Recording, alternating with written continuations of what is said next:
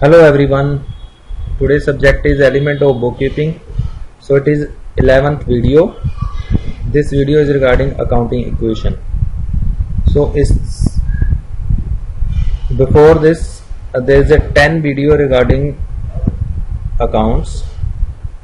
So इससे पहले accounts के 10 वीडियो बनाए हैं, उसमें इसके थ्योरी पार्ट को अच्छी तरह एक्सप्लेन किया है। अगर किसी ने नहीं देखे तो वह वीडियो देख सकता है। बिजनेस एंड कॉमर्स चिक चैनल को जो सब्सक्राइब करके उसके वीडियो लिस्ट में सभी वीडियो मिल जाएंगे। और इस वीडियो में हम अकाउंटिंग इक्वेशन करेंगे। इसमें हम अकाउंटिंग इक्वेशन की थ्योरी और न्यूमेरिकल पार्ट को कवर करेंगे। अकाउंटिंग इक्वेशन से पहले अभी ये जानना जरूरी है whenever there is any business transaction that has two aspects. जब भी कोई बिजनेस ट्रांजैक्शन होती है उसमें दो एस्पेक्ट्स होते हैं। Means that transaction affect at least to account. कोई भी बिजनेस ट्रांजैक्शन कम से कम दो अकाउंट्स को अफेक्ट करती है। उसके दो एस्पेक्ट, दो साइड्स होती हैं। उसमें एक अकाउंट को डेबिट किया जाता है और उतनी अमाउंट से किसी दूसरे अकाउंट को क्रेडिट किया जाता है। It means there is credit for each and every debit of equal amount. हर एक डेबिट के लिए क्रेडिट होता है। डेबिट और क्रेडिट अकाउंटिंग टर्म्स है जिसको आप सिंपली अभी के लिए कह सकते हैं प्लस और माइनस कह सकते हैं। भी एक को प्लस किया जाता है, दूसरे को माइनस किया जाता है। इसको हम एग्जांपल के साथ देखते हैं। For example when an asset furniture worth 5000 is brought in business. अभी हमने 5000 रुपये का एक फर्नीचर खरीदा है, एक एसेट खरीदी है फर्नीचर। दो पॉसिबिलिटीज हो सकती हैं। या तो जो हमने कैश खरीदी है, मतलब पेमेंट कर दी है, और सेकंड है कि it is purchased on credit, हमने इसको उधार खरीदा है। अगर हमने इसको कैश खरीदा है तो इसके टू एस्पेक्ट्स क्या बनेंगे? उसमें बनेगा फर्स्ट एस्पेक्ट बनेगा पर्टिकुलर एसेट इंक्रीज।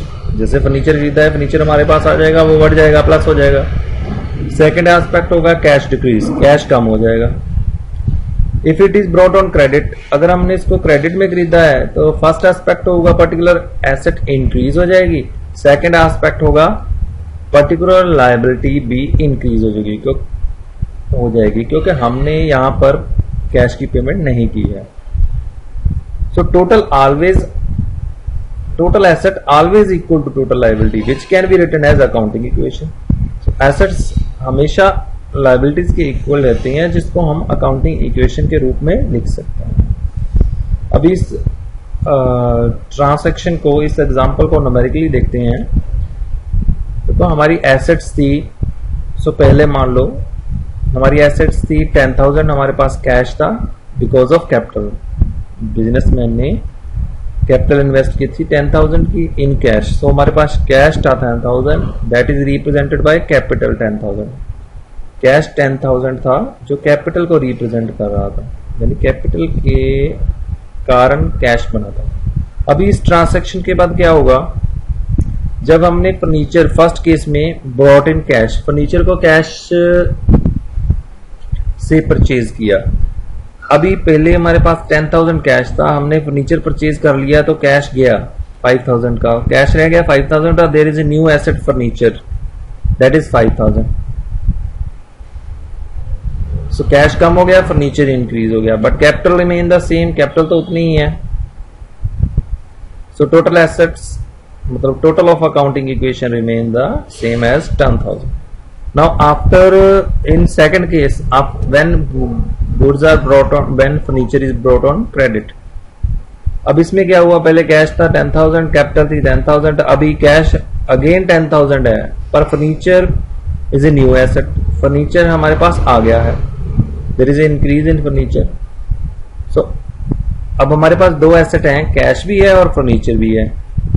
अभी ये कैसे रिप्रेजेंट हो रही है? हमारे पास पहले कैपिटल थी 10,000, अभी 5,000 क्योंकि हमने उधार खरीदा है, there is a liability of 5,000। अभी टोटल हो गया है 15,000 अकाउंटिंग इक्वेशन का। साइड्स का टोटल, एसेट का टोटल भी 15,000 हो गया, लायबिलिटी का टोटल भी 15,000 हो गया। So asset always equal to liabilities. So इससे होता है एसेट लायबिलिटीज के इक्वल रहती हैं। तो accounting equation is also tell the same thing. Accounting equation भी सही यही चीज कहती है The accounting equation mathematically show that asset and liability of a business entities are always equal. ये mathematically show करती है कि asset किसी बिजनेस की liabilities के equal होती हैं, क्योंकि accounting equation double entry system पे बेस होती है। डबल एंट्री सिस्टम के अकॉर्डिंगली हर एक ट्रांसैक्शन के दो एस्पेक्ट होते हैं। हर एक क्रेडिट के लिए डेबिट होता है इक्वल अमाउंट का, और हर एक डेबिट के लिए क्रेडिट होता है इक्वल अमाउंट का। सो अकाउंटिंग इक्वेशन को हम इस तरह लिख सकते हैं, asset is equal to liabilities plus capital, और it can be written as, इसको हम liability is equal to asset minus capital भी लिख सकते हैं, और इसको हम capital is equal to asset minus liability भी लिख सकते हैं। This mathematical relation between asset, liability and capital is known as accounting equation. So accounting equation has three parts. Accounting equation के तीन पार्ट हैं, assets हैं, liability हैं और capital है। asset क्या होते हैं? फाइनेंशियल रिसोर्सेज होते हैं जिनकी सब वैल्यू होती है, जिनको बिजनेस में यूज किया जाता है, जो बिजनेस को स्मूथली वर्किंग में हेल्प करते हैं। एसेट्स मेनली होते हैं cash, land, building, plant, machinery, vehicles, prepaid expense, stock, ये सभी क्या एसेट्स में आते हैं। ये हमने थ्री पार्ट में डिटेल में कर लिया था। अभी लायबिलिटीज क्या होती हैं? Amount of payable by business to outsider, उसको लायबिलिटीज कहते हैं। ये लायबिलिटीज हो सकती हैं या तो हमने उनसे गुड्स खरीदी हैं क्रेडिट पे, या हमने कोई प्रॉपर्टी एसेट खरीदी है। लायबिलिटी इंटरनल और एक्सटर्नल हो सकती हैं। देन थर्ड पार्ट आता है capital. Capital amount invested by the business honour होता है। जो ऑनर अमाउंट इन्वेस्ट करता है बिजनेस में उसको कैपिटल कहते हैं। वो कैश भी इन्वेस्ट कर सकता है, किसी को प्रॉपर्टी के रूप में भी इन्वेस्ट कर सकता है। इस कैपिटल से ही हम एसेट्स परचेज करते हैं, गुड्स परचेज करते हैं और डेली के एक्सपेंस करते हैं। Then important point for preparing accounting equation. Accounting equation को करने से पहले हम कुछ इंपॉर्टेंट पॉइंट्स देखते हैं। So first thing is every transaction has at least to और मोर देन टू अफेक्ट। कोई भी बिजनेस ट्रांसैक्शन होती है उसमें दो और दो से ज्यादा अफेक्ट होते हैं, मतलब टू से ज्यादा अकाउंट अफेक्ट होते हैं, दो या दो से ज्यादा अकाउंट अफेक्ट होते हैं। इसके दो इफेक्ट होते हैं जिसमें दो या दो से ज्यादा अकाउंट अफेक्ट हो सकते हैं। अभी कुछ इफेक्ट हमने देखे हैं कैसे कैसे हो सकते हैं। हो सकता है कि दोनों इफेक्ट एसेट पे ही हो, जैसे effect one, increase in one asset and decrease in the other asset. जैसे हमने पीछे किया, कैश कम हो गया, फर्नीचर बढ़ गया। Increase in one liability and decrease in other liability, एक है लायबिलिटी बढ़ जाएगी और दूसरी लायबिलिटी कम हो जाएगी। यानी किसी क्रेडिटर के हमने पेमेंट करनी थी, हमने बैंक लोन किया और उसकी पेमेंट कर दी। अभी बैंक लोन नई लायबिलिटी हो गई, क्रेडिटर कम हो गए।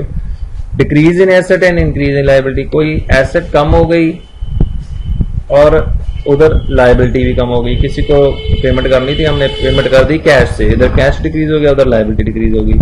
Increase in liability, increase in asset, bank से लोन ले लिया, कैश बढ़ गया, इंक्रीज इन एसेट होगी, और उधर लोन बढ़ गया, लायबिलिटी होगी। Increase in asset, increase in capital, कोई एसेट बढ़ गई, उधर कैपिटल भी बढ़ गई, ऐसा भी हो सकता है।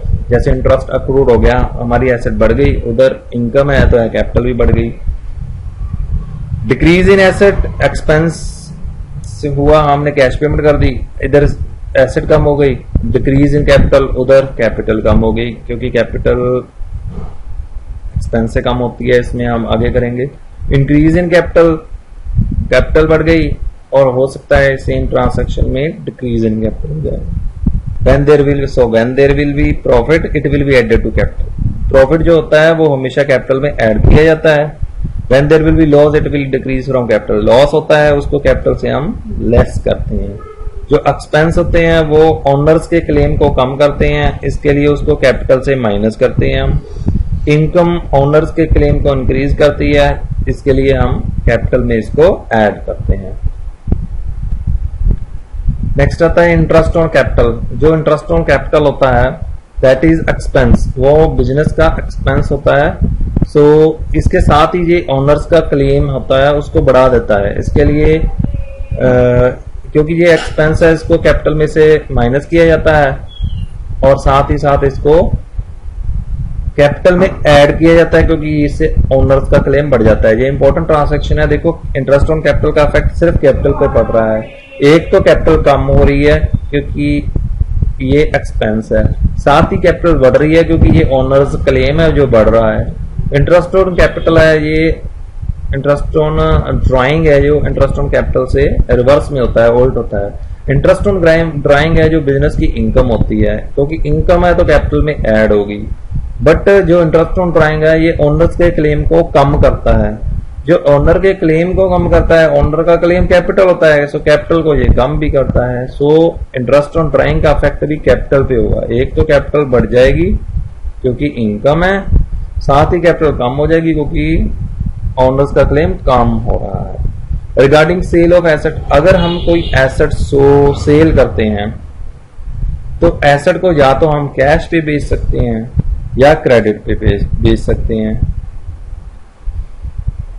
और जब गुड्स भी बेच सकते हैं, जैसे रिगार्डिंग सेल ऑफ गुड्स लिखा है यहाँ पर, सेल ऑफ गुड्स कैश पे भी हो सकती है, क्रेडिट पे भी हो सकती है, और सेल ऑफ गुड्स पे प्रॉफिट भी हो सकता है और लॉस भी हो सकता है। जितने की हमने गुड्स बेची हैं या तो उससे कैश बढ़ जाएगा या उससे डेटर बढ़ जाएंगे। सो कैश, फॉर एग्जांपल हमने गुड्स कैश में बेची हैं तो जितना कैश आएगा उससे कैश बढ़ जाएगा। और जो उस गुड्स की कॉस्ट ऑफ गुड्स सोल्ड है, यानी कि जो उन गुड्स की कॉस्ट है उसको हम स्टॉक में से माइनस कर देंगे, और जो उस पर प्रॉफिट हुआ है उसको कैपिटल में ऐड कर देंगे। अभी यहां पर 3 अकाउंट अफेक्ट हो गए। पहले तो जो कैश आया उसको कैश में ऐड कर दिया, जैसे हमने 100 रुपए की वस्तुएं बेची तो 100 रुपया तो कैश में ऐड हो गया। अभी उन 100 रुपयों की एक्चुअल कीमत 80 रुपीज थी, हमारे लिए कॉस्ट 80 थी, हमारा स्टॉक में से वो 80 माइनस हो गया। हमने 80 के सामान को 100 में बेचा, जो 20 रुपीज है वो हमारा प्रॉफिट था। वो 20 रुपीज प्रॉफिट हुआ है उसको हमने कैपिटल में ऐड करना है। जब लॉस होता है तो कैपिटल में से लेस हो जाएगा। और इसके रिगार्डिंग एक और ट्रांसैक्शन है, जब एसेट डिक्रीज होती है, किसी एसेट की वैल्यू डिक्रीज होती है, जैसे एसेट की डेप्रिसिएशन हो जाती है, तो ये बिजनेस का लॉस होता है, इसलिए एक तो ये कैपिटल से माइनस होगी। लॉस तो कैपिटल से माइनस होना ही है ना, लॉस कैपिटल से माइनस होना ही है, साथ ही साथ ये पर्टिकुलर एसेट से भी माइनस होगी। सो बेसिस जो ये सारा एनालिटिकल है, अगर सभी आपको पता चल जाएगा तो इसको देखने की जरूरत, ये अलग से याद करने की जरूरत नहीं है। बस mainly you have to consider 2-3 points. आपको 2-3 बातें वैसे याद रखनी है। अभी इनकम है जो कैपिटल में ऐड होती है, प्रॉफिट है वो कैपिटल में ऐड होता है, एक्सपेंस है वो कैपिटल से लेस होता है। These are the main things you have to consider before starting accounting equation. Effect तो हमें समझना पड़ेगा। ये था अकाउंटिंग इक्वेशन का थ्योरी पार्ट। नेक्स्ट वीडियो में हम इसके रिगार्डिंग न्यूमेरिकल करेंगे। Thank you for watching. Video को लाइक करो, शेयर करो